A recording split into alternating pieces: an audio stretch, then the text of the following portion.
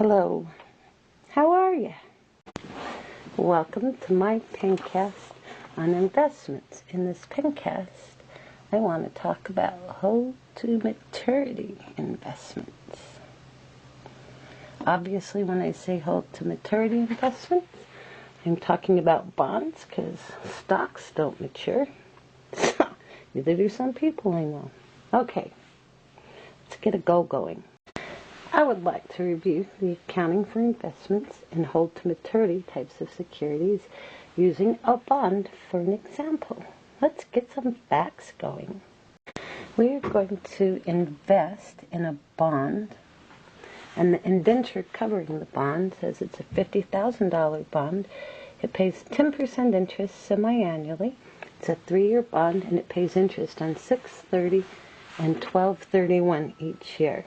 I'm going to draw out a diagram of the cash flow of this investment we're about to make. As I think looking at a cash flow helps you get a feel for the accounting. So hold on for a second here. The bond that I'm thinking about buying requires that I buy it, and in my example I'm going to buy it on the first day, January 1st, of course. So I will lay out some money to buy this bond. And the bond is a $50,000 bond, though I may pay more or less for it. That's where the bond starts. And then at the end of the 3-year period, and believe me, that's unrealistically short, but I don't want to do a huge amortization schedule.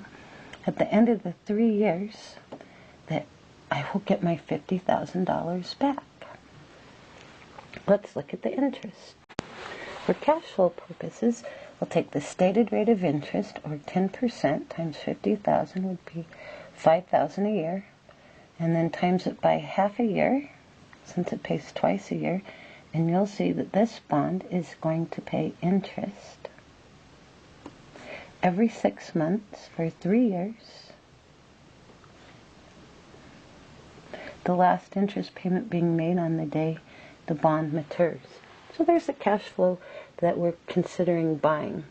There are 2 elements to it: the interest every 6 months, $2,500, and an outflow, not likely to be $50,000, but since that's what this bond is, I'm drawing a picture of it, and then an inflow back to us of the $50,000. Now let's assume further that the market rate is 12%. Since the bond that we're looking at only pays 10% and the market pays 12%, we're going to be able to buy this bond not for $50,000, but at a discount. And as you'll recall from previous chapters, the way that you price how much you're going to pay for this bond is you price a cash flow. There's 2 cash flows the price of this bond needs to consider. First of all, there's the maturity value of the bond, which is $50,000, and then there's the interest payment, which is $2,500. The maturity value will be paid once. The present value, therefore, will be paid at the end of 6 periods, because there's 3 years, semi-annual, and the interest rate we'll look up to price this at is half of the market rate, not the stated rate, of 6%. And that will tell us the price of the present value of the market value, or the $50,000 of the maturity value, not market value, maturity value. And then the $2,500 is a stream of payments, so it's a present value of annuity, and it also uses n equals 6, because we'll get that 6 times, and I equals 6%. If you look at the interest factor for $50,000 on a present value, n equals 6, I equals 6, you'll find that that's 0.70496. Go ahead and check. And if you look up the present value for the annuity, you'll find that's 4.91732. To price this bond, we need to take the $50,000 times that interest factor, and the present value of the maturity value of the bond is $35,248. So that takes care of this.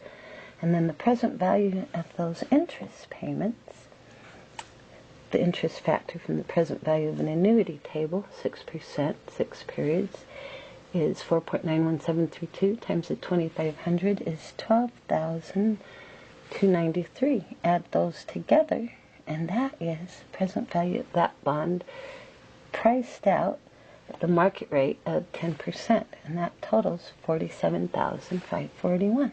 So I can buy that bond, that $50,000 bond, not for $50,000, but my outflow will be $47,541. Then I'll receive those interest payments and I'll get my $50,000 back. And because I only paid $47,000 for it, I will get a 12% return. Now, before I go on to show you the journal entries, I want to practice making an amortization schedule that will amortize the discount, the difference between $57,000 and $47,541, and then I'll have all the information I need to know to make my journal entries. I've made the headings for my amortization schedule, and you'll notice it's exactly the same ones we learned when we looked at bonds to start with.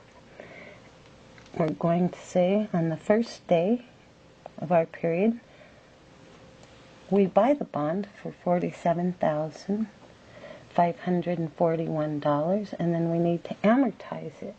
I'm just going to number the periods. So we have our first interest payment, which will be at 6/30, and then another interest payment at 12/31, that's year 1. Then we'll have an interest payment on 6/30 and another one on 12/31, that's year 2. And then we'll have an interest payment on 6/30 and on 12/31, and that will be year 3. So there's our date, so you can put in any year you want. The cash interest paid is always going to be the same. It's going to be $2,500. And where did we get that? 10,000 or 50,000 times the 10% of our bond, cut in half. So there's our interest payments that we expect to receive over the life of the bond. They will total $15,000. And the carrying value of the bond will start at $47,541, what we paid for it, and at the end it should exactly equal $50,000. And we need to amortize that discount.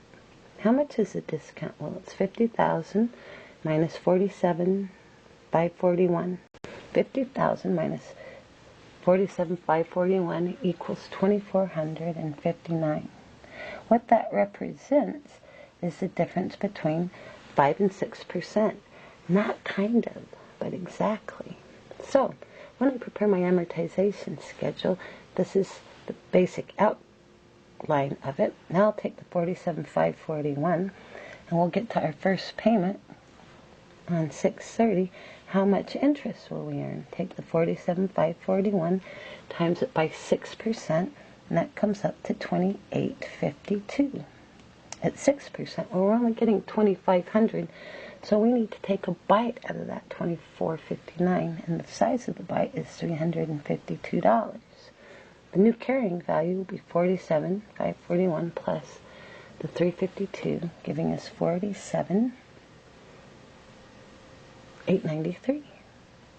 So the carrying value after the first interest payment is we've used up a little bit of that discount, and it's now $47,893. Take $47,893 and times it by 6%, the effective interest rate, and you get $2,874. At 5% of $50,000, it was $2,500. The difference is how much we're going to amortize, $374. $47,893 plus $374 is $48,267. Let's do one more line. 48,267 times 6%. Sorry, 6% is 2,896. The difference between 2,896 and 2,500 is the amount of the discount we'll use, which is 396. 48,663 will be our new carrying value. Now I want you to go ahead and finish the rest of this amortization schedule for me, filling out the next 3 lines and landing at exactly 50%. So put me on hold and get that done. Welcome back, and how did you do? Consider my totals with me. The cash that the bond will actually pay is $15,000, $2,500 for those 6 periods. That's at 5%. The interest we'll actually end up recognizing will be the 6%, 17,459. Where will we get the difference? Because we won't get it from the cash. We'll amortize that discount that we were able to buy the bond at. Great. So now I think we're ready to make our entries. Let's first make the entry to record the purchase of the bond. And of course, we would do that on the day it's issued, on January 1st, because accountants do everything on January 1st. They have no New Year's. That's a joke. Okay, what is it we get? Well, we're making an investment in a bond, investment in bonds. We're not issuing bonds, we're buying ones. We're on the other side of that. And it's a $50,000 bond, so I'm going to put $50,000 debit down. And then I'm going to buy the bond at a discount, and the discount on bond investment is $24.59, and the actual cash paid is going to be $47,551, which we calculated above in our present value analysis. That would be the entry to record the purchase of the bond. And that places us right here on our timeline. Let's go out 6 months now and record the entry to record our interest payment. I'm going to have to write kind of crunched for this one. I didn't leave much room. Well, how much cash are we going to get? How much cash are we always going to get? $2,500. So cash will be $2,500. Then I need to amortize a little bit of that discount in bond investment, the $24.59. So let's record the cash payment at $2,500, amortize the $352,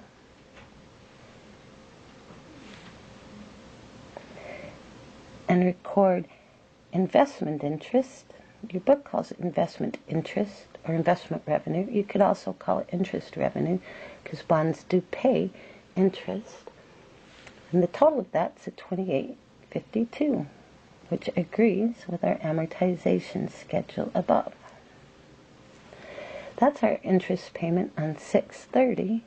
How about for our third entry, you record what the interest payment would be on 12/31. Can you do that for me? Put me on pause and record everything you need from the second line. You have your cash, you have the interest revenue, and you have the discount. Go ahead. Welcome back, and here you go. Did you pick up the cash of $2,500, the discount amortization of $374, and then the interest revenue of $28.74? That would be our third interest payment. I make amortization schedules immediately upon making the bond investment because you'll have everything you need to know about that bond as you progress through its life and receive interest. How would this bond look on the balance sheet? Let's say number 4. How's it going to look on the balance sheet at the end of the year? And we're at the end of that first year. We are right here. You will show on the balance sheet under investments. It's not a current asset because it's a bond held to maturity. Under investments, you might have several, and one would be investments in bonds, and it would be at its carrying value of $48,267. That's what would show up on your balance sheet. Then in your notes, you could show the discount and the face value. You could actually show that on the balance sheet as well, but I think more generally accepted is to show the bond at its carrying value to you at that time. Now, let's progress on. What would happen if you chose to sell the bond? Now, I know you're not supposed to sell it. It's held to maturity. But let's say the unthinkable happens and you have to sell it. Let's say we need some facts here for our bond. Let's say we sell bond at the end of the second year or the fourth payment, and we sell it at 101%.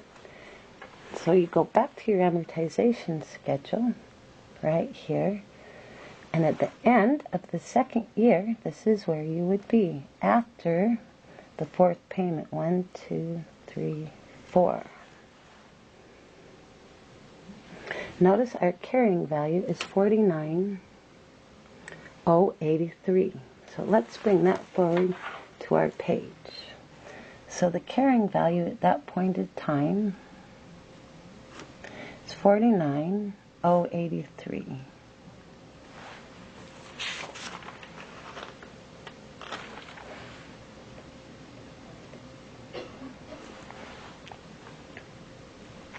So let's do a little analysis. The maturity value of our bond is $50,000.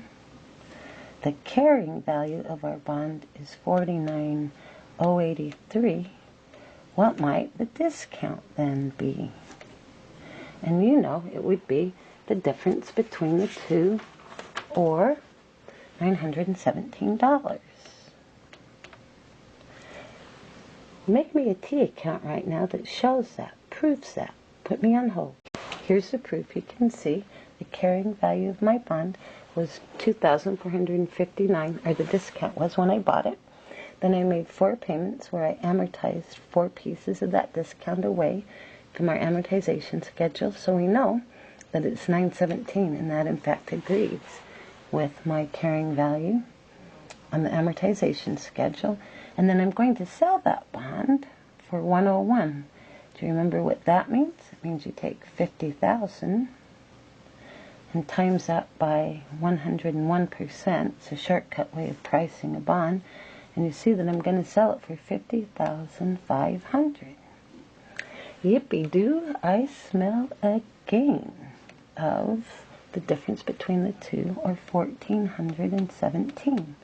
So I'd analyze the situation by saying, here's the face value of the bond, here's how much I haven't amortized yet, here's how much I'm going to sell it for, and here's my gain. And then I proved what was in the discount to you. Let's record the journal entry to show selling my bond at the end of the second year. I'm going to get cash for $50,500. And since that's the amount of the cash, I'm going to debit it. I'm going to get rid of an investment, and I know I have a discount, so I'm leaving a little room. Investment in bonds, and the carrying value in that account is $50,000. Remember, we recorded at face value. Then I need to get rid of the discount. When I set it up, it had a debit or credit. Now I need to debit the discount on bond investment for $917. So I picked that up, and the only thing left to pick up is the gain of $1,417. So that would be the entry if I chose to sell it. Now, you're not supposed to sell something that you're holding to maturity, but just because you have it into a hold to maturity portfolio doesn't mean you can't sell it if you need to, and we chose to sell it. So, if you review the journal entries, the first thing we did was record the purchase of the investment. Nice. Then we recorded the revenue the investment made for the first 2 years. That would get boring, so we stopped. And then we recorded the sale of the investment. So we pretty much covered all of the accounting for investments for bonds. Hope you enjoyed that. It was fun to do. Got to run off to a meeting, so see you later. Bye now.